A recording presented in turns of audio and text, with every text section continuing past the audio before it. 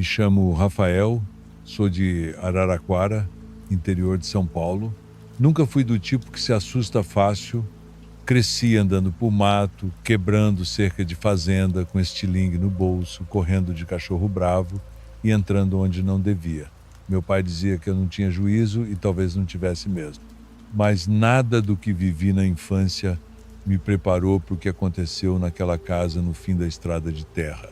E olha, não sei se eu devia estar contando isso aqui, mas depois de tantos anos tentando empurrar essa memória para algum canto da minha cabeça, sinto que chegou a hora de tirar esse peso do meu peito. Tudo começou numa tarde de setembro, no fim dos anos 90. Eu tinha 15 anos e meu primo Lucas 16. Ele sempre foi mais fechado, desses que colecionam revistas de mistério e ficam assistindo o programa de gente que acredita em fantasma. Naquela semana ele apareceu com uma câmera de filme e uma ideia idiota, tirar fotos de uma casa abandonada que ficava numa estradinha de terra que a gente mal via do acostamento. Disse que ouviu falar dela num papo de padaria, que antigamente era de uma parteira conhecida na região, mas que depois da morte dela ninguém mais quis morar lá. Falaram que a casa ficou carregada. Achei besteira, mas topei. A verdade é que eu gostava de estar com o Lucas, mesmo com esse jeito estranho dele. A gente cresceu junto, dividia tudo, desde brinquedo até segredo. A gente pegou as bicicletas e foi. O caminho era mais longo do que lembrávamos. E quanto mais a gente se afastava da cidade, mais o ar parecia diferente. Era um calor abafado, mas sem sol. As nuvens cobriam o céu num cinza opaco, como se o dia estivesse travado ali entre tarde e noite. Quando finalmente avistamos a casa, ela estava meio encoberta pelo mato alto, com o telhado parcialmente desabado e as janelas escancaradas. Tinha um poço no meio do quintal, coberto com uma tampa de madeira rachada. A casa exalava um cheiro velho, mistura de mofo com terra parada. Lá dentro parecia que o tempo tinha empacado. Tinha pratos ainda sobre a mesa, roupa pendurada num varal improvisado dentro da cozinha, uma cadeira de balanço virada de lado na sala. Era como se alguém tivesse ido embora no meio do dia e nunca mais voltado. E tinha uma coisa que me incomodou de cara. Uma Bíblia aberta no centro da mesa, numa página marcada com uma rosa seca. Li o trecho rápido, algo sobre andar por vales escuros sem temer mal algum, mas tinha algo na forma como aquelas palavras estavam ali tão expostas que me fez desviar o olhar. Começamos a tirar fotos com flash, rindo e provocando um ao outro, até que ouvimos 3 batidas, secas, ritmadas. Vieram do porão. Lucas travou. Eu ri, achando que era bicho, talvez gambá. Mas ele empalideceu e então veio o som que me fez congelar. Uma voz feminina, fraca, mas claramente audível, vindo lá de baixo. Lucas, volta aqui. Não era qualquer voz. Era a voz da avó dele. A mesma que cantava para ele dormir quando era pequeno. A mesma que foi enterrada 2 anos antes. Ele começou a andar em direção à porta do porão, devagar, como se tivesse hipnotizado. Eu puxei ele pelo braço, gritei, sacudi. Ele piscou forte, como quem acorda de um sonho ruim, e saiu correndo. Eu fui atrás. Nossas bicicletas estavam no mesmo lugar, mas o tempo parecia ter mudado. O ar estava mais denso, as folhas das árvores não se mexiam, o silêncio era total, não dava para ouvir nem os nossos próprios passos direito. No caminho de volta, Lucas não disse uma palavra. Chegou na casa dele, entrou e se trancou no quarto. A mãe dele me agradeceu por ter ido com ele, disse que ele andava estranho fazia dias. Achei melhor não contar nada.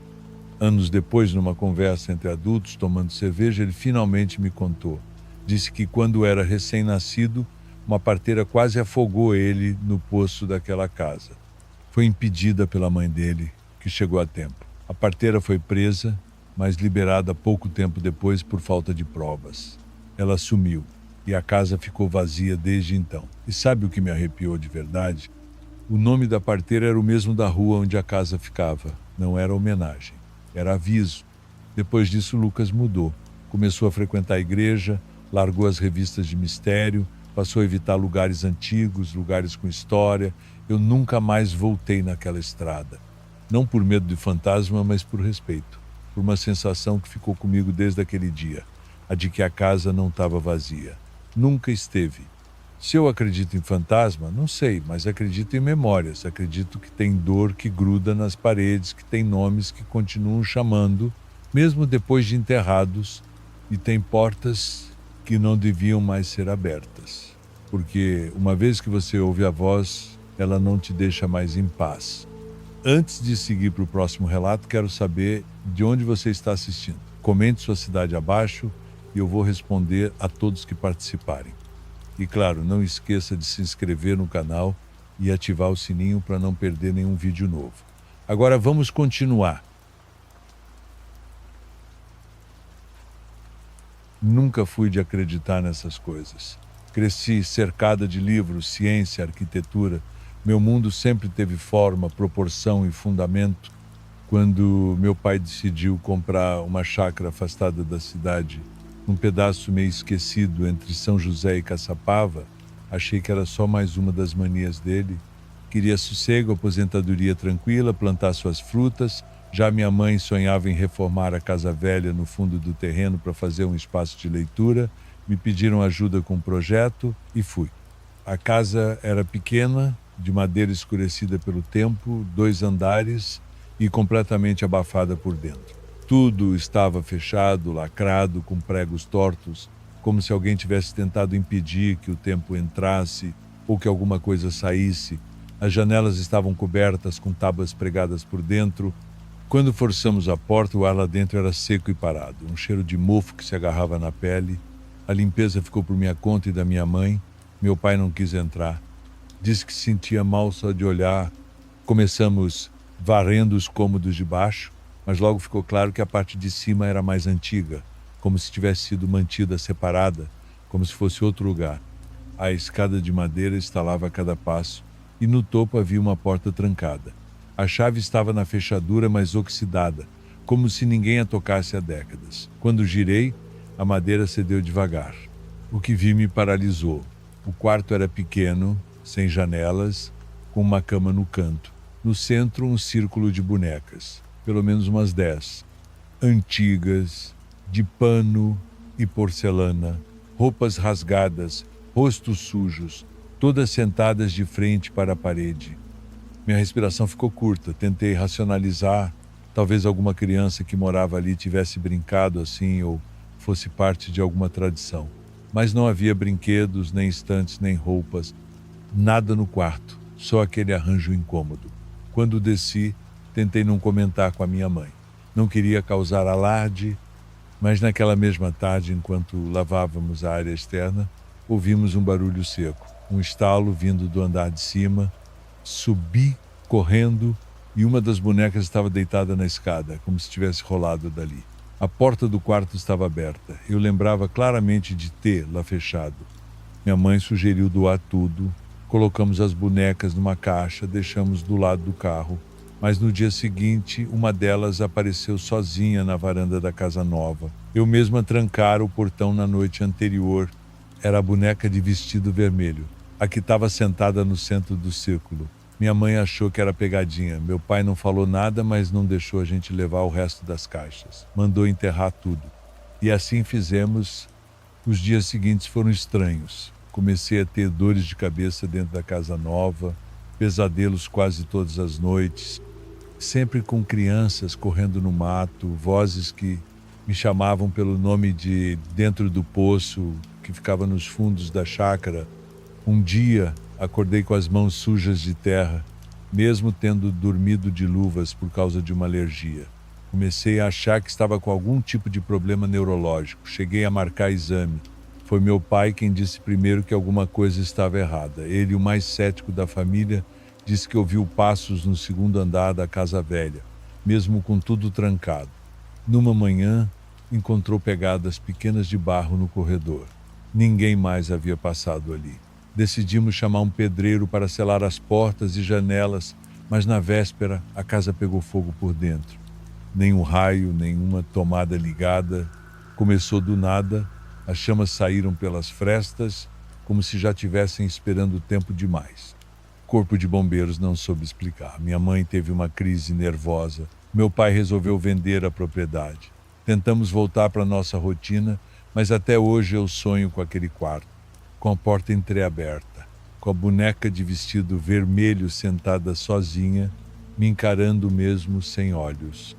Guardei uma foto daquela reforma. Numa das imagens eu apareço varrendo a varanda. Mas quando aumentei o brilho da imagem no celular, percebi algo que me fez gelar. Atrás de mim, numa das janelas pregadas, há um pequeno rosto, pálido, sem expressão, observando em silêncio. Já tentei apagar a foto várias vezes, ela sempre volta. Hoje moro sozinha, não aceito projetos em zonas rurais e evito qualquer lugar com casa antiga. Me afastei de quase todo mundo, inclusive da minha família. Eles acham que foi trauma e estresse. Talvez tenha sido mesmo, mas eu sei o que vi e sei que não terminou ali. Tá gostando dos relatos? Então curta o vídeo e fortaleça o canal. Seu apoio faz toda a diferença. Agora, vamos a mais um relato. Eu sempre preferi ficar na minha. Nunca fui de contar o que aconteceu naquela época, muito menos detalhar. Só que, nos últimos meses, eu não sei. Talvez seja a idade, talvez seja a falta de explicação, ou talvez seja essa sensação insistente de que, se eu não contar, vai continuar acontecendo de alguma forma. Como se guardar esse tipo de coisa alimentasse o que aconteceu. E, sinceramente, eu já estou cansado de carregar isso sozinho. Na época, eu tinha 13 anos e morava com meus pais e meus 2 irmãos, o Renato e o caçula, Joãozinho. A gente vivia num bairro afastado, cercado por muito mato, um riacho barrento e mais adiante uma faixa de mangue. Era um canto esquecido, meio encoberto de silêncio, e a gente cresceu explorando aquilo tudo sem pensar 2 vezes. Quase todo fim de semana, a gente saía cedo com varas de bambu para pescar num brejo que ficava depois da última rua calçada. No caminho tinha uma casa, pequena, de alvenaria, quase afundada na terra, com um telhado que já parecia ter cedido num canto. As paredes estavam sempre úmidas, cobertas por uma crosta de limo tão espessa que pareciam vivas. Nunca vimos ninguém entrando ou saindo, mas era impossível não notar, alguém já morou ali. E alguma coisa ficou. Meu pai contava que, anos antes, uma mulher chamada Rosa vivia ali sozinha. Era muda, segundo ele. Vendia ervas e fazia rezas, até que um dia desapareceu. Falaram que sumiu no mangue durante uma cheia, mas ninguém achou corpo nem pegadas. Só a casa cada vez mais afundada, como se a terra estivesse querendo engolir. Um domingo depois da missa, a gente decidiu entrar. Foi ideia do Renato, eu hesitei, mas não queria parecer covarde. O Joãozinho estava empolgado, como toda criança boba de 8 anos. A porta de madeira não estava trancada, só encostada. Bastou empurrar devagar e ela cedeu com um estalo surdo. Lá dentro, o cheiro era de coisa mofada, como pano úmido guardado por anos. Tinha uma mesa quebrada, 2 bancos, uma cristaleira cheia de potes opacos, tudo coberto por uma camada fina de poeira misturada com umidade. Mas o pior era o calor, um calor abafado, denso, como se o ar ali dentro não circulasse fazia décadas. No canto do cômodo tinha um corredor curto, com um quarto no fim, era o único espaço sem janelas, as paredes ali estavam marcadas, como arranhões, mãos pequenas e grandes, e fundo, como se tivessem se cravado no reboco. No chão, uma camisa vermelha dobrada, como se alguém tivesse tirado ali e deixado. Joãozinho foi o primeiro a apontar. Ele olhava fixo para a parede e começou a andar para trás, sem falar nada. Ela está ali dentro, ele disse. A voz tremia. Está usando a camisa e me olhando. A gente riu. Aquela risada meio nervosa, forçada. Mas ele continuou encarando a parede, pálido, segurando o braço do Renato com tanta força que deixou marcas. Não tinha ninguém ali. Não podia ter. Saímos dali correndo. No dia seguinte, Joãozinho acordou suando, febril, dizendo que a mulher do brejo estava chamando por ele, que vinha toda noite, ficava parada na porta do quarto. Meus pais acharam que era só medo bobo, mas a febre não passava. Acordava sempre no mesmo horário, ofegante, com os olhos vermelhos de tanto esfregar. Disse que a camisa vermelha andava sozinha, como se flutuasse.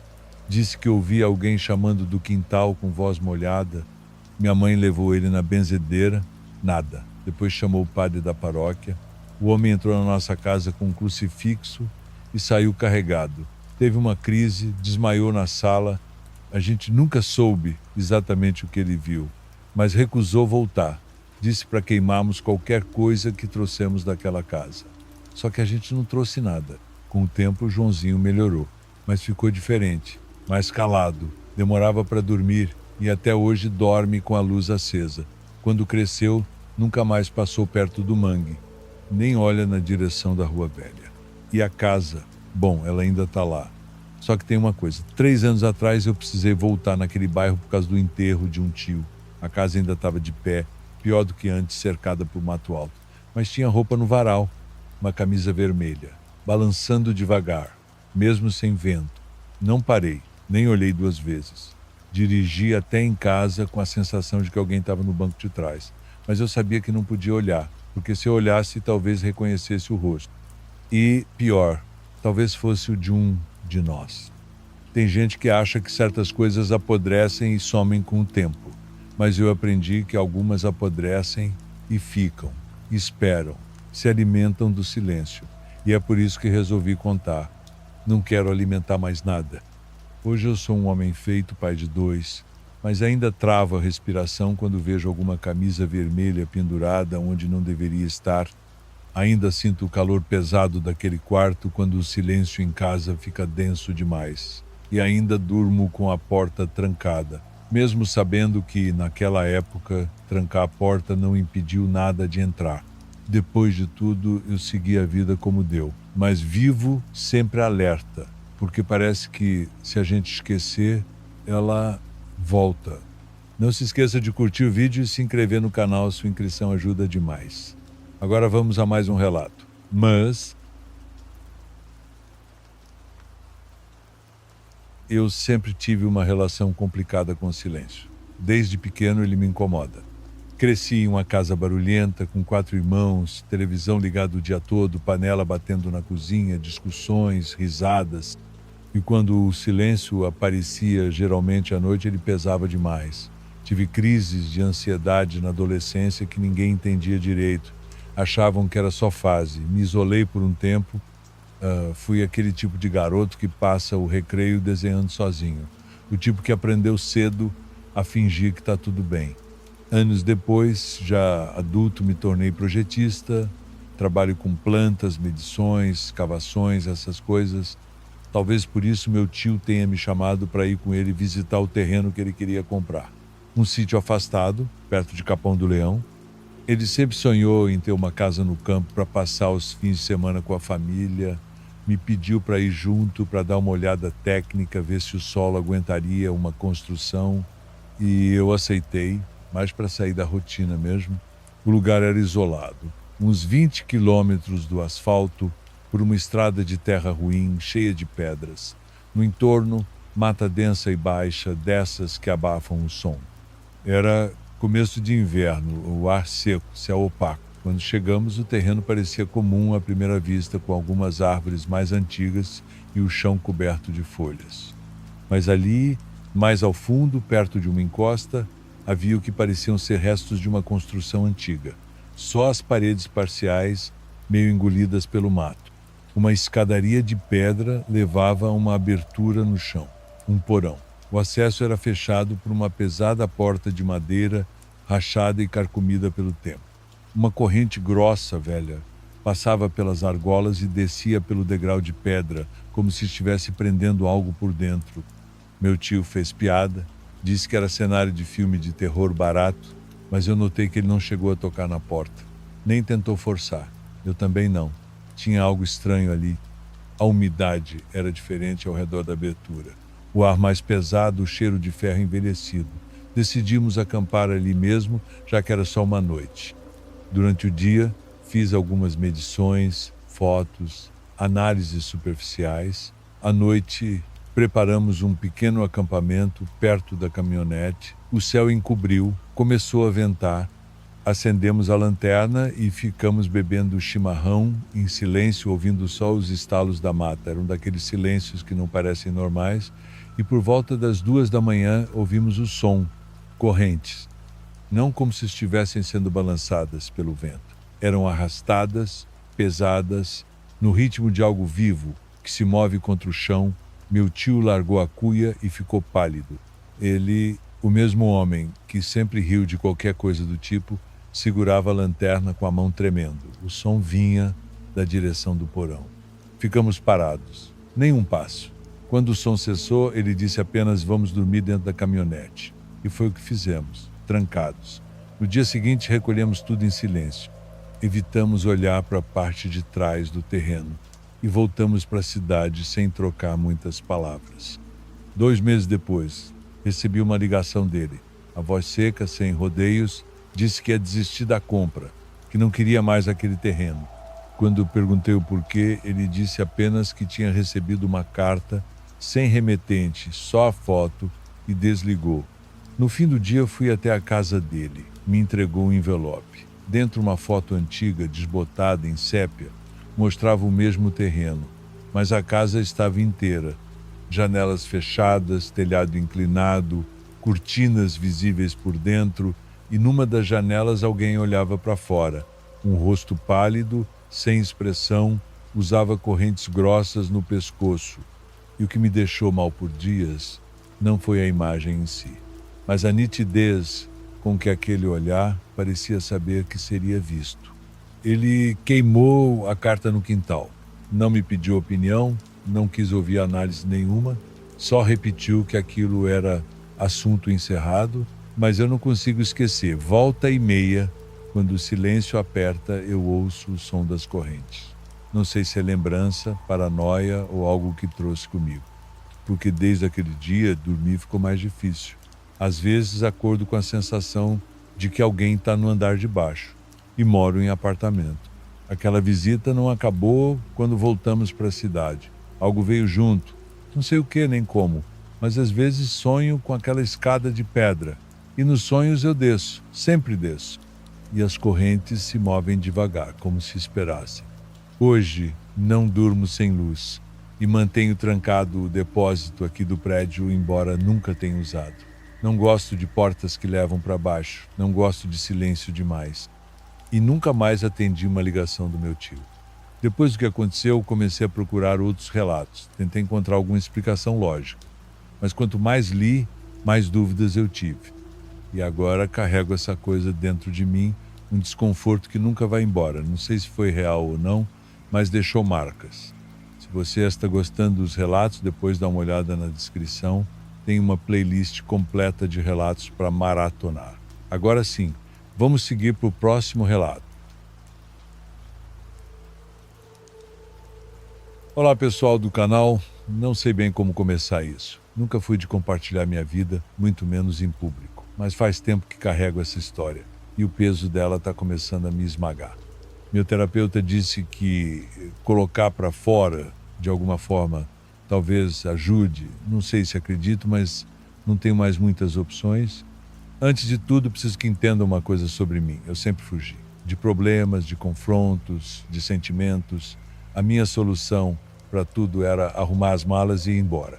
Eu nunca fui muito de me apegar a lugares. Me mudei umas 7 vezes nos últimos 10 anos.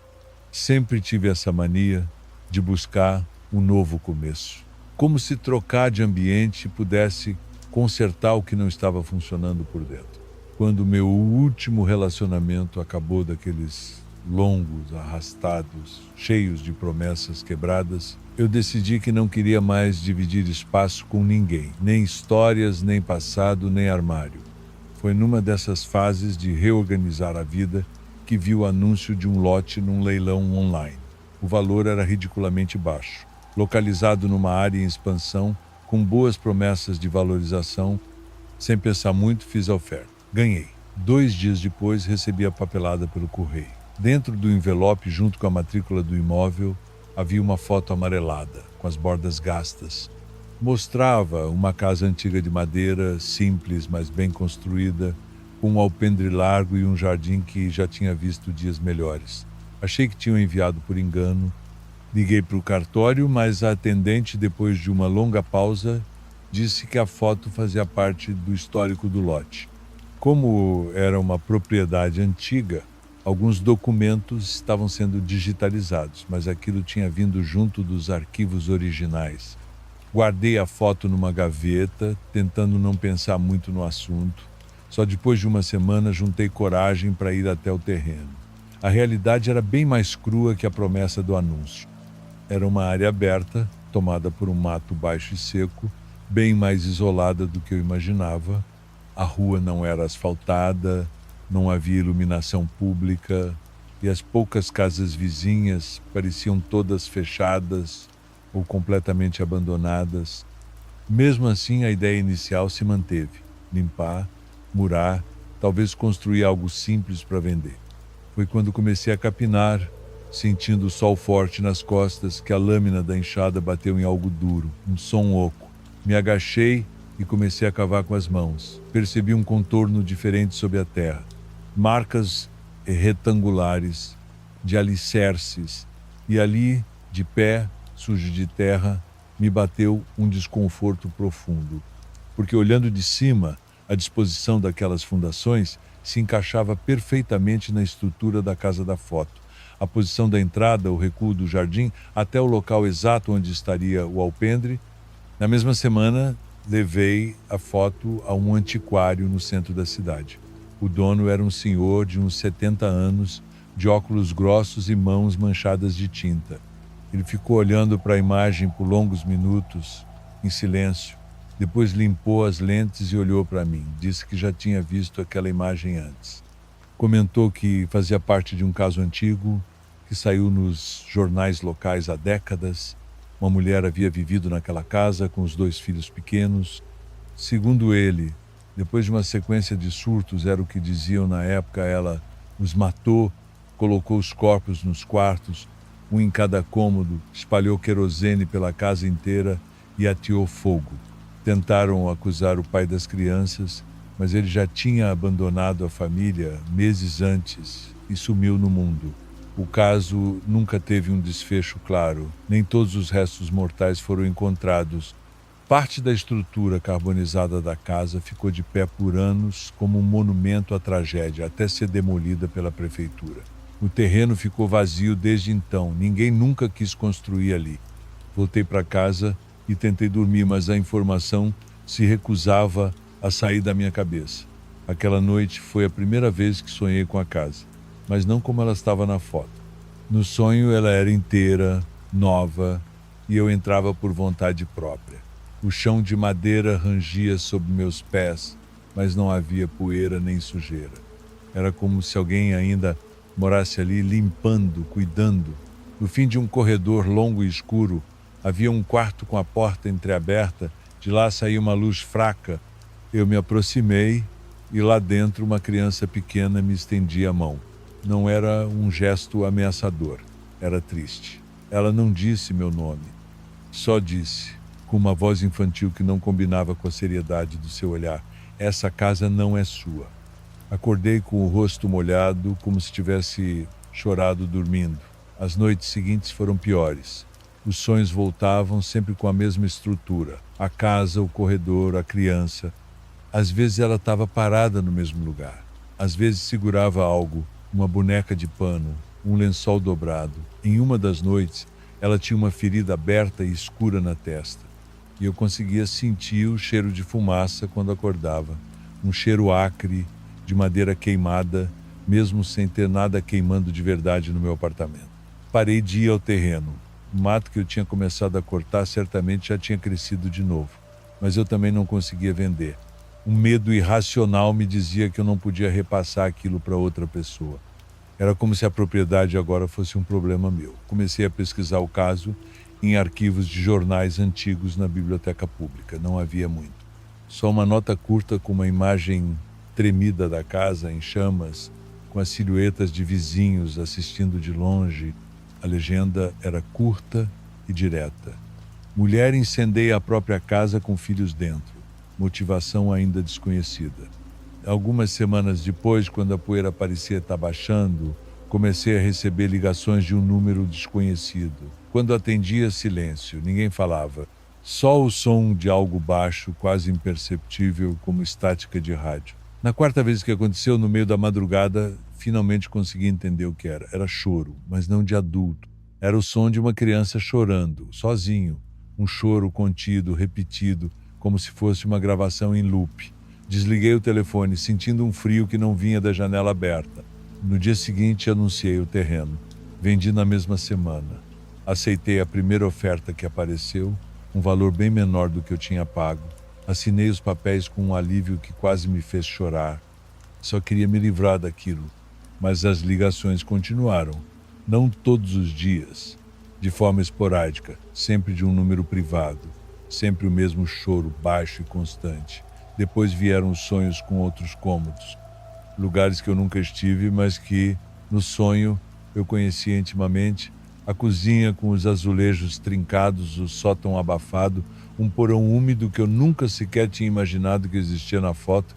Tudo escuro, silencioso, e a criança estava sempre lá. Às vezes me abraçava as pernas, às vezes só pedia para eu ficar. Uma noite ela não pediu nada, apenas gritou. Uma única palavra com uma força que me jogou para fora do sono. Sai! Hoje em dia, quando alguém fala sobre imóveis baratos ou oportunidades imperdíveis, eu fico em silêncio. Não conto o que aconteceu. Me limitei a deletar todos os arquivos digitais do terreno, joguei fora a foto amarelada, mas não posso deletar a memória, não posso apagar o que aconteceu depois. Porque mesmo agora, escrevendo este relato para vocês, meu celular vibrou aqui do lado. E quando olhei a tela, não havia número, só a indicação de uma chamada em andamento. Meu coração parou, com a mão tremendo, atendi. Ouvi o mesmo choro distante, abafado. Mas dessa vez, depois de alguns segundos, ele parou e uma voz mais firme, mais clara, a mesma do sonho, disse: "Você abriu a porta." Depois disso, eu nunca mais consegui dormir uma noite inteira sem remédio. E nunca mais atendi uma ligação de número desconhecido.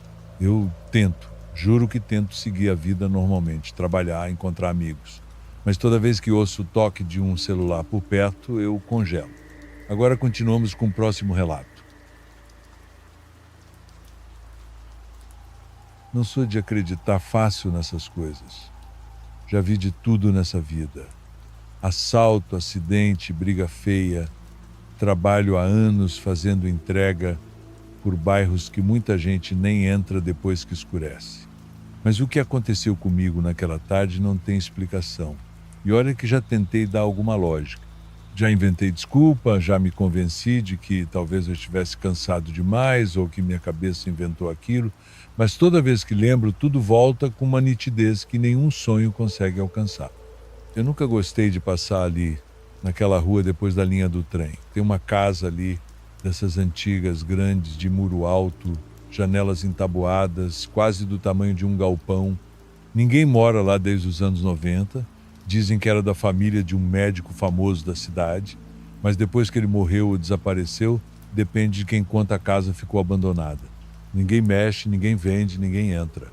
Sempre tive a sensação de que tinha alguma coisa errada naquele terreno. Mesmo de longe, dava para sentir o abandono pesado.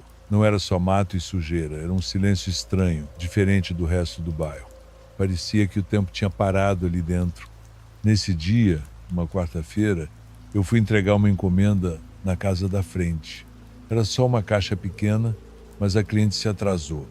Pediu para eu esperar uns 10 minutos que ela estava voltando do mercado. Fiquei ali, escorado no portão dela, mexendo no celular. Foi quando ouvi um barulho de madeira se mexendo, como se uma porta tivesse batido com o vento, só que não ventava. Levantei o olhar e percebi uma coisa. O portão da casa abandonada estava entreaberto. Aquilo me travou. Eu nunca tinha visto aquele portão sequer destrancado. Sempre estava trancado com uma corrente grossa, toda enferrujada. Fiquei ali encarando aquilo por alguns segundos. Não sei o que me deu. Talvez curiosidade, talvez aquela vontade idiota de provar que tudo não passava de exagero. Me aproximei devagar. Empurrei o portão com cuidado e entrei.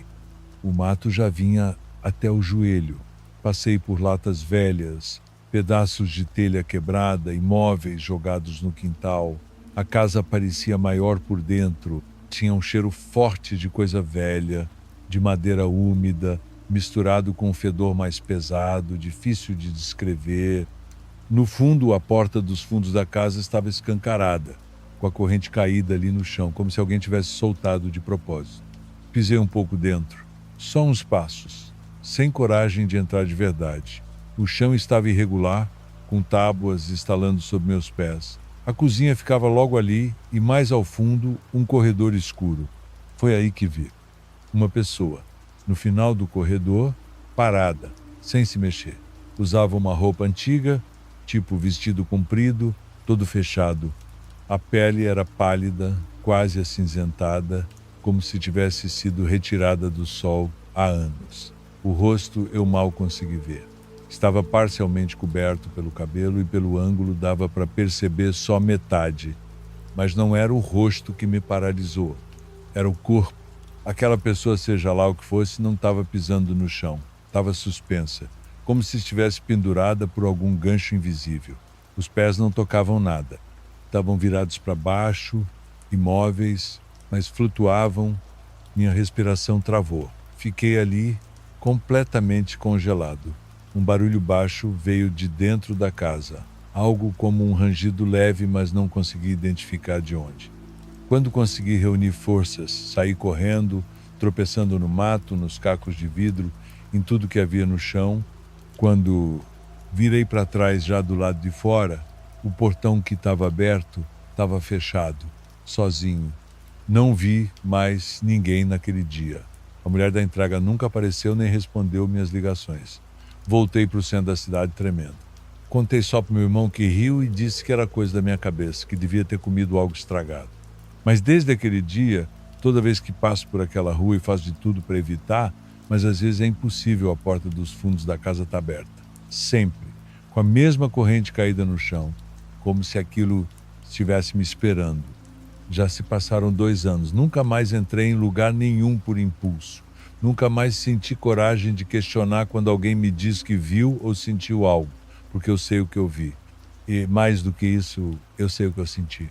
Tem dias que eu sonho com aquilo, com aquele corredor, aquele cheiro, acordo com o coração acelerado, suando frio, com a impressão de que alguém passou pela porta do meu quarto e entrou no armário. Não tenho coragem de verificar, só espero amanhecer. E se você perguntar se eu acredito em fantasmas, em espíritos, em qualquer coisa assim, não sei, talvez. Mas sei que o mundo não é tão simples quanto parece. E tem lugares, tem casas que não estão vazias, estão só esquecidas por gente, porque alguma coisa ainda mora lá. Depois daquele dia, minha vida nunca mais voltou a ser como era. Eu continuo trabalhando, tentando seguir em frente, mas tem uma parte de mim que ficou presa naquele corredor. E desde então, eu durmo sempre com a porta do quarto trancada. Se você curte esses relatos, deixa o like e se inscreve no canal. Isso me ajuda demais a continuar. Agora vamos ao próximo relato. A casa da minha avó ficava num povoado que nem aparece direito no mapa. São umas 20 casas enfileiradas em torno de uma capela, com um chão de barro batido, postes de madeira e um silêncio que incomoda mais do que tranquiliza. Cresci indo para lá nas férias, quando meus pais ainda achavam que aquele contato com a origem era importante. Depois que ela morreu, a gente parou de ir. Ninguém falava muito do assunto, como se o tempo fosse dar conta de apagar as memórias. Mas não apagou. Ano passado, numa fase ruim da minha vida, resolvi voltar lá. Eu estava cansada de Salvador, das horas puxadas no hospital, das decepções com gente que só aparece quando precisa de algo.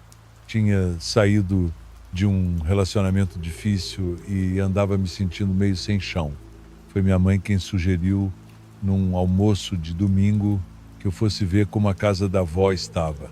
Só dá uma olhada, filha, vai que você quer reformar, é sua também. Peguei o carro numa sexta à tarde e fui.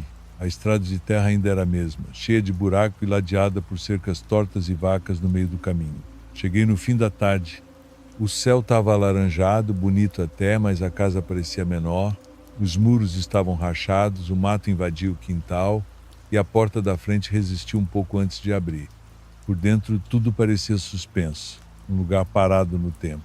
Não era só poeira e bicho morto nos cantos, era o cheiro de coisa velha guardada, mas também de algo que não devia mais estar ali. Como se o tempo tivesse passado por fora, mas lá dentro alguém ainda estivesse vivendo. Logo de cara percebi que algo não batia. A cama da sala estava arrumada com um lençol limpo, ou pelo menos parecia limpo, e o ventilador de ferro que ela usava no quarto estava virado, como se tivesse sido usado recentemente.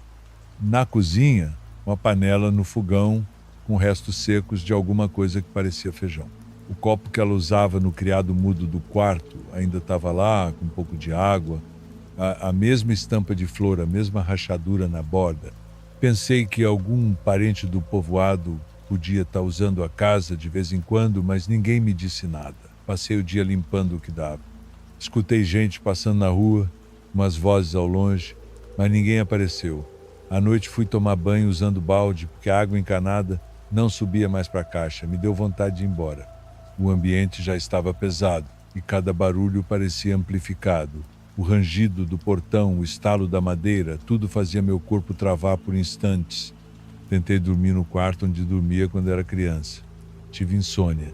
Fiquei deitado encarando o teto, pensando na vida. Na minha avó que cuidou de mim enquanto minha mãe trabalhava. Lembrei dos biscoitos que ela fazia e das broncas por andar descalça. Ela fumava muito, escondida da minha mãe, e eu adorava o cheiro, mesmo sabendo que era errado. Aquilo sempre me fez sentir perto dela. E foi por isso que eu percebi o cheiro de cigarro, o mesmo que ela fumava, mas não vinha de fora. Era como se estivesse dentro do quarto. Eu levantei, acendi a luz e vi que tudo estava igual, mas o cheiro ainda estava ali. Aí começou uma música baixa, antiga, daquelas de rádio AM. Era como se estivesse tocando de um cômodo distante, mas nenhum aparelho estava ligado. Revirei tudo, nada de rádio, nada de som. A sensação de que eu não estava sozinha foi tomando conta aos poucos. Quando voltei para o quarto e fui apagar a luz, olhei para o espelho da penteadeira e vi uma sombra, baixa, curvada, exatamente como ela ficava no final da vida, quando a coluna dela já estava torta. Aquilo me travou. Me recusei a olhar de novo. Deixei a luz acesa e me encolhi na cama. Acordei com a claridade entrando pela janela. O cheiro tinha sumido. A música também. Passei o dia em silêncio, guardando tudo de volta na mala, sem coragem de comentar nada com ninguém. Antes de sair, voltei ao quarto para pegar minha bolsa que tinha esquecido no chão. Quando olhei para a cama, tinha um maço de cigarros aberto. Era da marca que minha avó usava. O papel do maço ainda estava meio amassado e quando encostei, senti que estava morno. Dirigi de volta para casa com a janela aberta o tempo todo, como se o vento pudesse limpar o que ficou grudado em mim. Passei os dias seguintes sem dormir direito, ouvindo aquele tipo de música tocando dentro da minha cabeça, sentindo o cheiro em lugares onde nunca tinha sentido antes. Tentei esquecer, mas não consegui. Evitei contar para minha mãe porque sabia que ela não ia aguentar. Até hoje ninguém sabe que eu vi aquilo. Eu achei que indo até lá eu ia encontrar memórias. O que encontrei foi uma presença. E não sei se ela queria me ver, me proteger ou me manter ali. Desde então eu nunca mais fui a mesma. Não por medo, embora ele exista, mas por uma certeza que me acompanha todos os dias. Tem coisas que continuam mesmo depois que a gente pensa que acabou. Tem dias em que o cheiro volta. Vem do nada. No hospital, em casa, dentro do carro.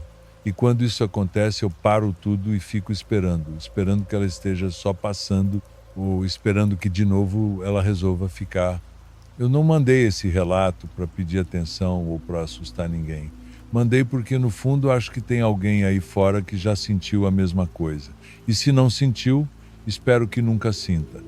Porque depois daquele dia eu descobri que amor e ausência podem ocupar o mesmo espaço. E às vezes eles vêm juntos, vestindo o cheiro do passado e carregando o silêncio de quem nunca foi embora de verdade. Chegamos ao fim dos relatos de hoje. Meu muito obrigado a todos que assistiram, em especial aos inscritos do canal. Nos vemos no próximo vídeo. Um grande abraço, amigo Raul.